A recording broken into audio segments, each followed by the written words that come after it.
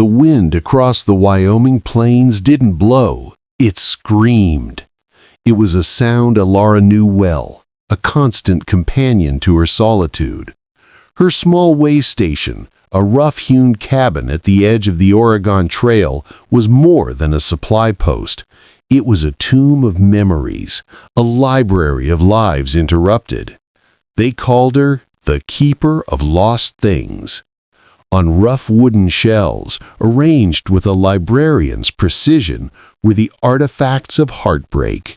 A porcelain doll with a cracked face, left behind when a wagon lightened its load for a sick ox. A bundle of letters tied with a faded ribbon, the ink smudged by tears or rain. A man's pocket watch, its hands frozen at the exact moment its owner had drawn his last breath. Elara wasn't just their custodian, she was their witness. She believed every object held an echo of the soul it belonged to, and to discard it was to commit a final, unforgivable betrayal. Her own life was a lost thing, tucked away on the highest shelf. A life back east filled with music and promise, shattered by a fever that took her husband and child. Here, in this vast, empty space, she tended to the grief of others because she could not tend to her own. She lived in the silent company of ghosts, the weight of 1,000 unfinished journeys her only comfort. She never expected anyone to return for what was lost. The trail only moved one way, forward, leaving the past buried in dust. The storm came at dusk, a rolling fury of black cloud and stinging ice. Elara was securing the shutters when she saw him, a silhouette against the raging sky, a man on a horse that seemed as weathered as he was. He didn't ask for shelter. He simply stood in the doorway, his eyes scanning the single room, not with curiosity, but with a desperate, hungry need. His name was Samuel, he said, his voice a low rasp. He didn't want food or a bed for the night. He had come for a letter. His wife, Sarah, had written it on the journey. She had died of cholera just a day's ride from this very spot. He'd been forced to leave most of her possessions, including her journal, to outrun the sickness and save their young son. Elara knew the item immediately. A single sheet of paper, folded and refolded so many times the creases were soft as cloth, water-stained at the edges. She had kept it safe for over a year. As she pulled it from its designated place, Samuel's stern composure cracked.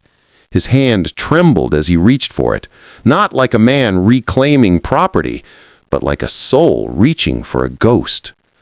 "I wasn't with her when he began, then stopped, the words choking him. "This is the last piece of her I have left." In that moment, Elara saw not a hardened traveler, but a man drowning in the same ocean of regret she called home. Samuel didn't leave that night. The storm saw to that. They sat in silence by the fire, the unopened letter lying between them on the rough-hewn table like a sacred object. Finally, with a deep, shuddering breath, he spoke. "I can't read it," he confessed, shame in his eyes. "I'm afraid of what it says. I'm afraid she died hating me for pushing us on this cursed journey." Elara's keeper instinct stirred. It wasn't enough to just return a lost thing. You had to understand its story.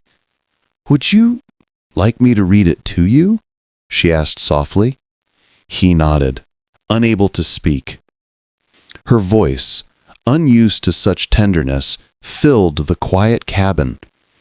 The letter was not filled with anger or blame. It was a love letter to the future. Sarah wrote of her hope for their son, of the beautiful home she dreamed they would build, of the stars over the prairie. Her final words were not of regret, but of love. "Tell Samuel," she wrote, "to look at the stars and know I am watching over you both. Don't stop. Build the life we dreamed of. Don't let my end be the end of your beginning." As the last word faded, a sound escaped Samuel that was half sob, half relief. The weight he had carried for a year shattered.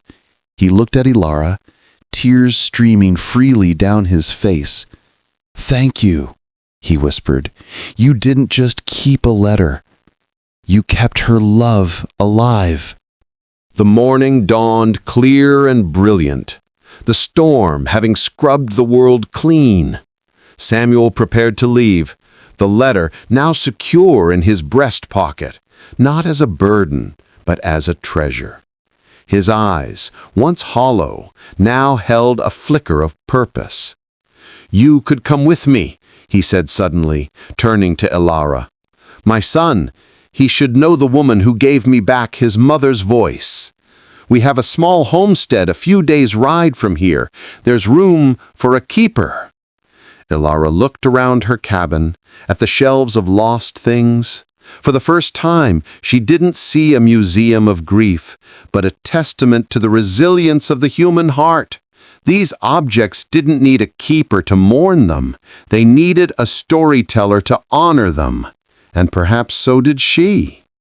She picked up the porcelain doll and a few of the most poignant letters, tucking them into her bag. The rest, she decided, she would document, their stories held in her heart rather than on a shelf. She was not abandoning her post. She was finally moving forward, carrying the past with her, not as a weight, but as a guide.